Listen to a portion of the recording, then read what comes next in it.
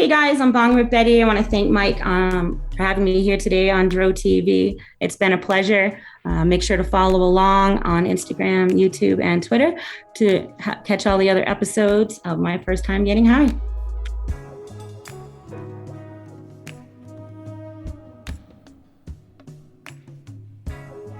Welcome to My First Time, the show about your first time getting high on marijuana. I'm your host, Mike Freeman with Dro TV. Today, I'd like to welcome our guest, Bong Rip Betty. How are you? I'm great, Mike. Thank you very much. Thank you for having me on today. I'm really excited to tell everyone about my first time getting high on marijuana. I'm a cannabis advocate. I have a page on Instagram where I just like to show off doing bong rips and partake in the cannabis community on that platform. As well, that sort of thing. Yeah, you could check Betty out on Instagram at Bong Rip Betty. That's Bong_Rip_Betty. All the links will be in the description below. So Betty, thanks again for coming on Dro TV. Let everybody know where you're located and what you do in the cannabis community. Sure. I'm located now in Longmont, Colorado. Beautiful here. I love it. And I have the opportunity here to grow cannabis and create products from the cannabis that I do grow here on my little property, my homestead. I mainly do homesteading here, and that's what I contribute to the cannabis community is my products. People who are sick, who are in pain. I like to give them my products to help them, because I feel strongly about that, especially people with cancer. I've always done that. I've always helped people as much as I could in any way that I could available to me with cannabis in that realm, in that regard. So, and that's what I do now. I make cannabis sugar, butter, oils, and I've recently started experimenting with pain salves. Awesome. Mm-hmm. And I know a little bit about your cannabis journey, and we definitely want to get into all of that up to what you just talking about now, your sugars, your butters, your salves. But the show is my first time, Betty. So please, can you let us all know about the first time you got high? Sure thing. I had to think about that. Of course, I remember I was in high school at the time, and it was before the summertime. I was going to a college prep Catholic school in Attleboro, Massachusetts. Maybe you've heard of it, Bishop Fian.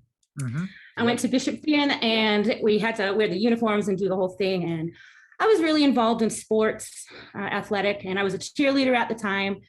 So I had to set like a good example for the school and be, a good representative. Well, I was, except so what happened is my friend, it was the night of the junior senior harbor cruise in Boston. Okay. And her brother had just gotten back from UMass Amherst, and if you know, you know. He was a freshman there, and he came back a hippie. Nice. And so he gave her, my friend Abby, some stuff for us to have a good night, and so you get them all dressed up. Look what my brother got me, she hands me one of the metal pipes with a little screw tap cap, and she's like, here. I was like, oh, I don't know. I'm an athlete. I don't know. She's like, come on. So I did, and I thought, oh boy, I'm gonna be, have motion sickness on the boat and all this kind of stuff. I first of all had the best ride to Boston I've ever had in my entire life. It's beautiful as you're in the city, as you know. Yeah. And I got on that harbor cruise, and I had never felt better in my entire life. And I just had this new perspective about me really quickly. I could engage with people who I maybe felt like I couldn't engage with before. If they gave me a compliment on my dress, I normally would be like, oh, thanks, and put my head down. And I felt like I could actually, my mouth worked, my whole body, my whole being was a complete system all of a sudden. And it was like, wow, thank you. I'm great. How are you? You having a good evening? I was able to actually carry on a meaningful conversation with people who normally maybe I would have been afraid to do so. Um, and that was like awesome for me. And so after that night, I kind of just kept experimenting with it and realized as I went along that summer, it was helping me. It was helping my depression. It was helping. I had a lot of like familial loss during that year. So it helped me with my depression. It helped me gain perspective of what, what it all meant and that sort of thing. It helped me through my eating disorder. I had an eating disorder when I was younger. Okay. And that also helped me. I was like, oh, wow. It made me not worry about it anymore. It made me feel like I could be myself for the first time in my entire life. And I can honestly say after that night, I never looked back because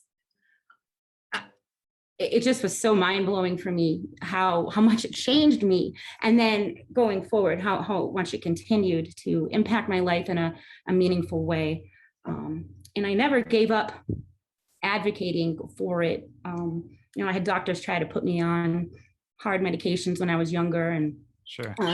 Things like that. And I was like, no, this does not work for me. It did not work for me. And I told them to their face that I was going to take cannabis for this. They laughed at me. They told me, you're going down a bad path. And I never believed them. And I'm glad I didn't, because here I am today, advocating for people and telling them that break the stigma that this is a drug, a bad drug, and that it has no worth. That's not true. It's not true. And I found that out many years ago. And like I said, I've never looked back on my cannabis journey since then. Awesome. Yeah. Yeah. So did it become a daily thing or? It did not become a daily thing at first because I was young and it was kind of hard to get a hold of. It was back in the day, it wasn't legal. Sure. So it was get what you can, your dime bag, your nickel bag, you made that last. And if you knew somebody who maybe was into the game, I'll say, then you were a little bit luckier. But that was the way it was for all of us until recent times. So if you wanted to partake, but yeah, and then it became as I could get it more and I got a job as I got older, of course, it became part of my everyday life just a part of my everyday life, just to keep me going and keep me on track as a human being. Excellent. How much did cannabis play a role in you ending up in Colorado? That's an interesting question. Thank you for asking. At the time, I was living in Albany with my ex-husband, and I'd always heard how wonderful Colorado was, and I knew it was legal here. And smoking like I did and using as I did, when he got the opportunity to get a job here, I was like, yes, let's go. Yes, let's go. I mean, we left everything behind, all my friends, all my family to come here. And it's been hard. It's been a little hard to leave that behind, but the things that I've gained as far as my personal life has been astounding. So I'll never regret the decision to come here at all. It's been really, really educational and awesome here. So yeah. Yeah. Can you get into a little bit of what you have going on there in Colorado? So you do some homesteading. You've got let's see, 2 dogs, 9 chickens. Yeah. You still have plants? How many plants you have going? I do. Right now I have 3 ones that I planted on purpose. Okay. And I use Bay Area cannabis seeds. I love them. Their plants are amazing, hardy to grow outdoors, even in this climate, which it's so dry. You're really up against it here. That was a learning curve as well. Learning to garden here and keep everything moist is just very difficult. So I use Bay Area cannabis, and they're really hardy.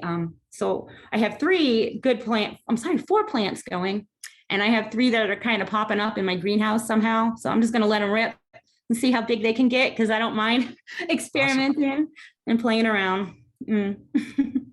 Are you able to collect rainwater where you are? I can, yeah.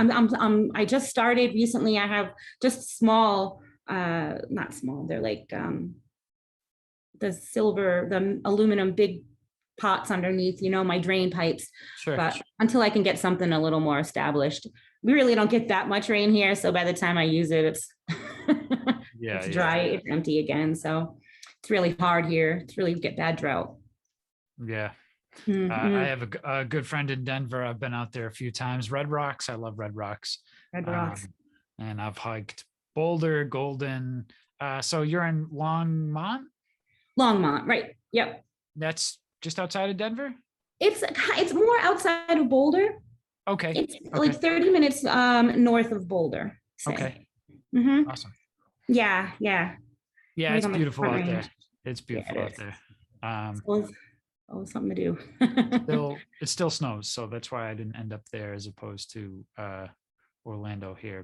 Doesn't it? Um, but yeah, no, Colorado, I've been there several times. It's amazing every time I go there. So uh Good. yeah. How's the scene now? Do you dabble in psychedelics? I do sometimes. I'll take mushrooms. I prefer mushrooms in a tea. Okay. Because it's just easier on me. Yeah, and sometimes I'll do a little LSD because I prefer that over mushrooms, honestly. I Okay. can't tell you why. I just do. um, but yeah, but mainly I stick to the cannabis here.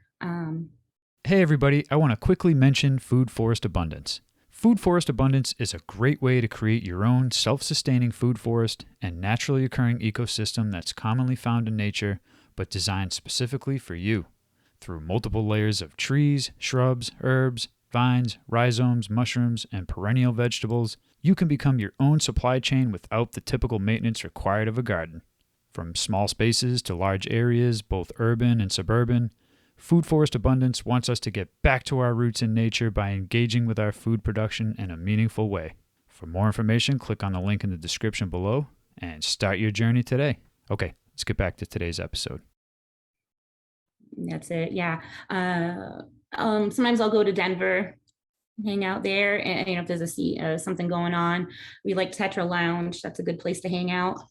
Um, that's right in Denver, and you can go there. I don't know if you've heard of it. It's a communal space where you can smoke. They have really cool artwork, and the owner is really nice guy. Okay. It's called Yeah, Tetra Lounge. Tetra Lounge. Yeah, Tetra Lounge is a great place. Awesome. Yeah. And basically, we just smoke on hikes here because it's Colorado. Yeah. So you find the best scenery and hike to it, and do it up. We did a 10-mile hike around Red Rocks. It took about 5 hours, and I think we smoked about 5 joints. So yeah. Oh, honestly, that's a hardcore hike. That's some pretty good elevation, I'd have to say, right? Yeah, we my buddy that brought me there and did this hike with, he was big into fitness. He was a personal trainer out there. At the time, I was trying to get into personal training. So we were both super in shape. 10 miles was a lot, but wasn't that bad for us. So right on, that's awesome. yeah. How did you get the name Bong Rip Betty? Honestly, I'm kind of a sassy pants sometimes. I'm like, oh yeah, she's a Bong Rip Betty. Oh yeah, that one's a blunt ripping Bob or whatever. And so I was just trying to think of something funny. And I did roller derby back in the day, and I always wanted my Betty to be my name. I wanted it to be Betty Clocker. Okay. But it was taken. So when I had to come up with a name, I was like, oh yeah, how about Bong Rip Betty? I love my bong. I love bong rips. And let me have it. And I was like, sweet. Oh yeah, sweet. I was so excited. So that's really how I got it. And my real name is Alyssa Bethany. And together, I feel like that just makes Betty as a good nickname. Stick them together. I'm Bong Rip Betty. There you go. Yeah. Yeah. You've lived up to its potential. Now you got to see it through, so. That's right. 100%. Stay on that grind. Talk about some of the cooking and infusing you do. How'd you get into that? Do you prefer smoking over edibles, or you kind of consume it all? That's funny. I do prefer actually I like concentrates. That's my favorite thing to do because Okay. it's long lasting. I'm a mom. Sometimes I can't be smoking all the time. So a Sure. dab will keep me going for a while. And then I like obviously I love flour. Because who doesn't love flour? And then but yeah. So I'm sorry, can you say that your question again? No worries, no worries. Stoner moment. It's one stoner talking to another, so it's okay. It's completely fine. Lost my train of thought. No, that's okay. You're cooking and infusing. Oh. What got you into making your own stuff? Oh, absolutely. When I was in Albany, I used to host on Friday nights large dinner parties, anywhere from 8 people to 25 on any given weekend. So I have a lot of practice with hosting a, let's say party of that size. And sometimes I'd infuse that for my people there. I'd always make them capsules of oil because that was the only thing I really, and chocolates. I used to do chocolates and capsules of oil for people back home. But how I got, infusing was basically it just practiced cooking for about 10 years, just at home. My husband was Jewish at the time, so we'd throw large Shabbat dinners, if you're familiar with that sort of thing. And so it was baking bread and cooking meals just from one end to the other. But it gave me so much experience. And now I can bake bread without a recipe. I can just do it. And, and I can infuse anything. I've infused breads, for instance. It's amazing. It's okay. and infused canna bread is like off the charts with Parmesan or whatever. And you get, I love doing that. I love it. And one of my favorite things to do is just simple Italian food, because you can just do so much with it. And definitely pasta sauce. Also one of my favorite easy things to infuse, but so simple, simple and delicious. Yeah. Sure, I'll cook for you anytime. Sure. I spoke with my friend from Denver a couple of weeks ago, and he was asking me when I was coming back out there, and hopefully soon. So hopefully soon. Excellent. Good. I have a couple other friends out in Colorado area, a couple down Colorado Springs. Yeah, nice. And I'm trying to do Pikes Peak. I'd like to do Pikes Peak. So yeah. So Definitely. yeah. I've never done that. I haven't done that one yet, but I would like to. I heard it's just, you should. If you live here, you should. It's one of the things you should see and do. Yeah. Awesome. Mm-hmm. Well, I'll let you cook for me once I'm out there. Okay. That would be fantastic. I would love that. I would love that opportunity to show off my skill, honestly. Awesome. So we've got a few more minutes here, so I might as well ask you, you started this off with talking about giving and using the knowledge that you have. So when you moved to Colorado, you said you didn't really know many people. You started the Instagram so you could kind of network. Are you still touching lives and helping people today? You're still like cooking and making things for people?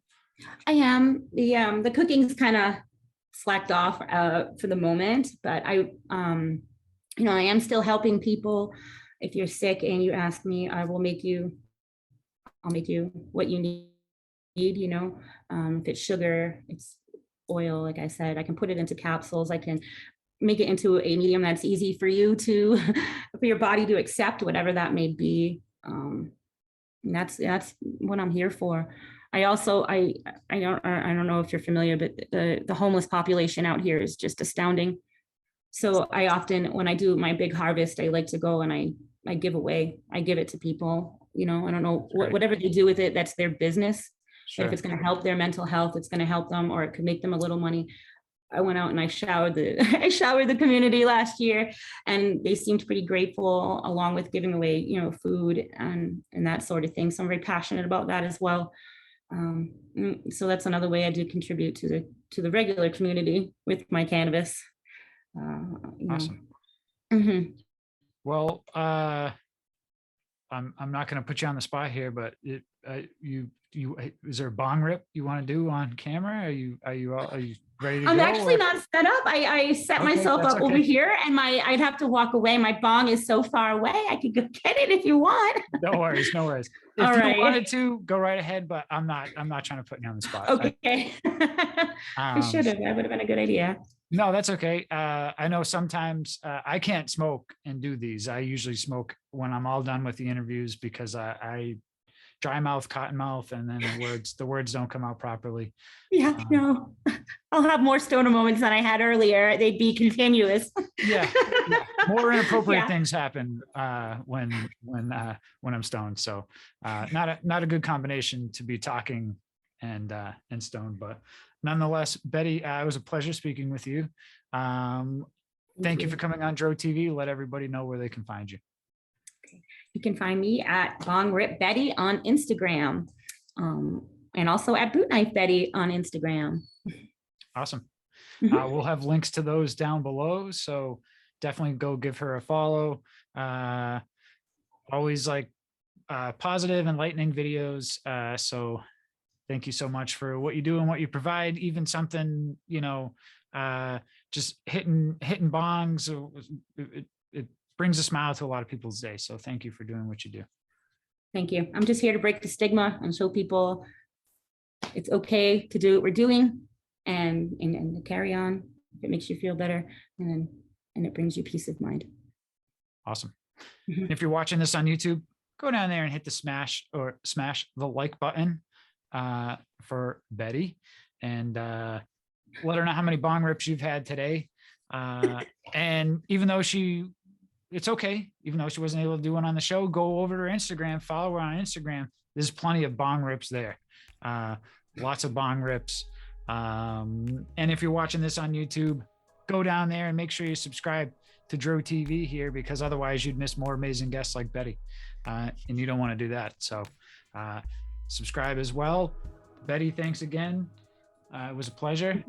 And Thank you. as always, smoke them if you got them. Smoke 'em if you got 'em. What's up, Dro TV family? You can now stream the audio version of all these episodes on your favorite podcast player. And if you like more episodes like this, check out this playlist we put together over here for you. And if you haven't already, subscribe to us on YouTube. You don't want to miss more great content from Dro TV. Thank you for tuning in, and as always, smoke them if you got them.